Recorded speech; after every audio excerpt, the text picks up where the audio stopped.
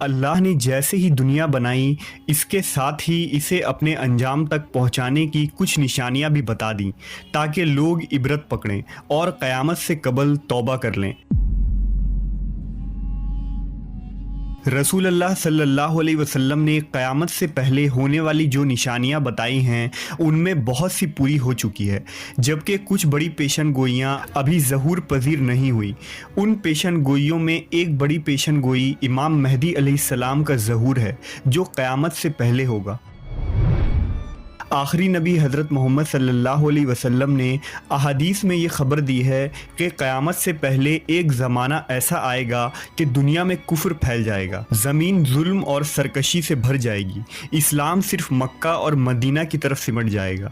اس وقت نبی صلی اللہ علیہ وسلم کی بیٹی سیدہ فاطمہ کی اولاد میں سے ایک شخص پیدا ہوگا جو زمین کو عدل و انصاف سے بھر دے گا۔ ان کی حکومت تمام روئے زمین پر ہوگی، لہٰذا آپ صلی اللہ علیہ وسلم نے فرمایا دنیا ختم نہ ہوگی یہاں تک کہ عرب کا بادشاہ ایک شخص بنے گا جو مجھ سے یا میرے گھر والوں سے ہے، اس کا نام میرے نام کے مواقف یعنی محمد ہوگا اور اس کے باپ کا نام میرے والد کے نام کے مواقف یعنی عبداللہ ہوگا۔ وہ زمین کو عدل و انصاف سے بھر دے گا جیسے وہ ظلم و زیادتیوں سے بھری ہوئی تھی۔ اس روایت سے پتہ چلتا ہے کہ قرب قیامت میں مسلمانوں کے ہاتھوں سے حکومت چھن چکی ہوگی، حالات بد سے بدتر ہو جائیں گے اور ہر طرف کفر و شرک عام ہو جائے گا۔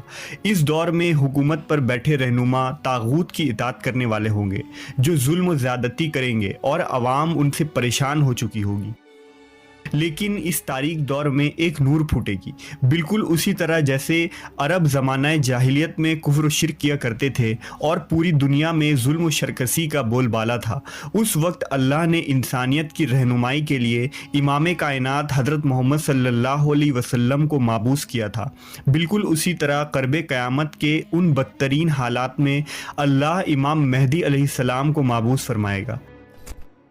لہذا حضرت جابر بن عبداللہ سے روایت ہے کہ رسول اللہ صلی اللہ علیہ وسلم نے فرمایا وہ وقت قریب ہے جب عراق والوں کے پاس روپے اور غلہ آنے پر پابندی لگا دی جائے گی۔ آپ سے پوچھا گیا کہ یہ پابندی کس کی جانب سے ہوگی، تو آپ نے فرمایا اجمیوں کی جانب سے۔ پھر کچھ دیر خاموش رہنے کے بعد کہا کہ وہ وقت قریب ہے کہ جب اہل شام پر بھی یہ پابندی لگا دی جائے گی۔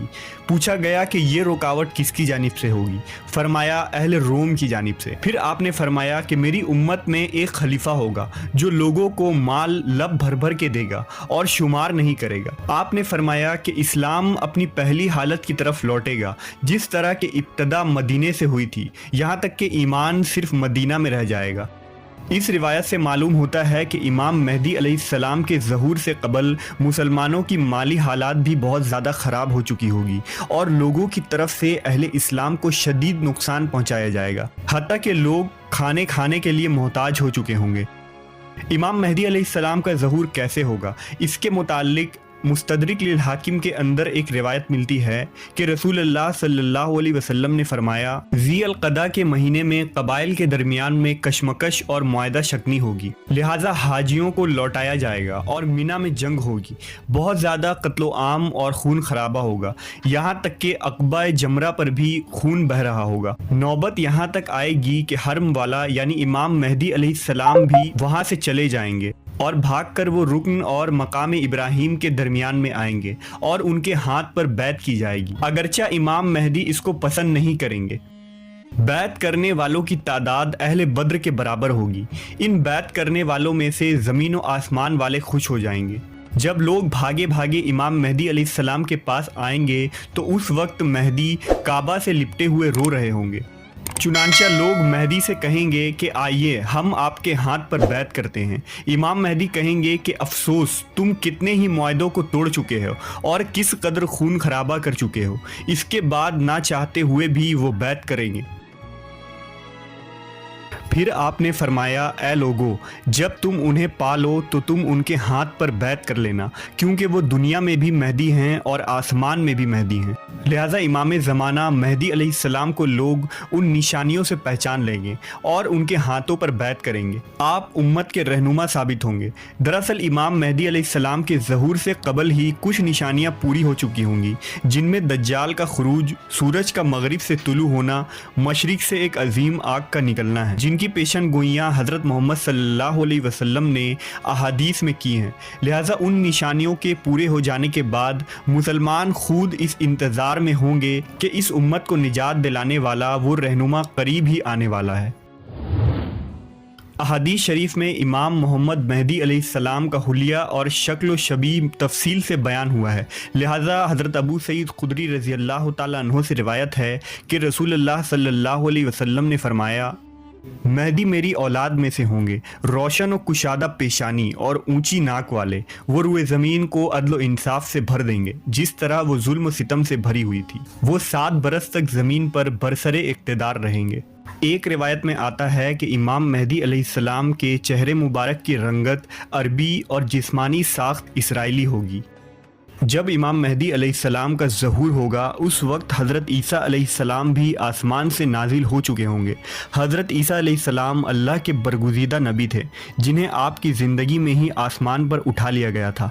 एक पैगंबर होने के बावजूद ईसा अलैहिस्सलाम इमाम मेहदी के पीछे नमाज अदा करेंगे। लिहाजा रिवायतों में आता है कि सुबह की नमाज के वक्त दमिश्क के मस्जिद के शर्की मीनार पर ईसा अलैहिस्सलाम नाजिल होंगे। वो उस वक्त देखेंगे कि हज़रत इमाम मेहदी अलैहिस्सलाम नमाज शुरू करने वाले हैं। इमाम मेहदी भी महसूस करेंगे कि ईसा अलैहिस्सलाम का नुज़ूल हो चुका है। लिहाजा इमाम मेहदी पीछे हटेंगे ताकि ईसा अलैहिस्सलाम आगे आकर इमामत करवाएं, लेकिन हज़रत ईसा अलैहिस्सलाम उन्हें आगे कर देंगे और इमाम मेहदी के पीछे नमाज पढ़ेंगे। इसके बाद हज़रत इमाम मेहदी हज़रत ईसा अलैहिस्सलाम के साथ एक लश्कर समेत रवाना होंगे और दज्जाल से जंग करेंगे और उसे कत्ल कर देंगे, और इसके बाद बैतुल मुक़द्दस की फतह होगी। अहले तशी अक़ीदा के मुताबिक इमाम मेहदी अलैहिस्सलाम पैदा हो चुके हैं और आप इमाम हसन बिन अली अस्करी के बेटे हैं, जो इमाम अली और हज़रत फ़ातिमा की औलाद में से थे। नेज़ इमाम मेहदी अब गैबत में हैं और ज़िंदा हैं, यानी उनकी उम्र हज़रत खिज़्र और ईसा अलैहिस्सलाम की तरह बहुत लंबी है और वो क़यामत के नज़दीक ज़ाहिर होंगे।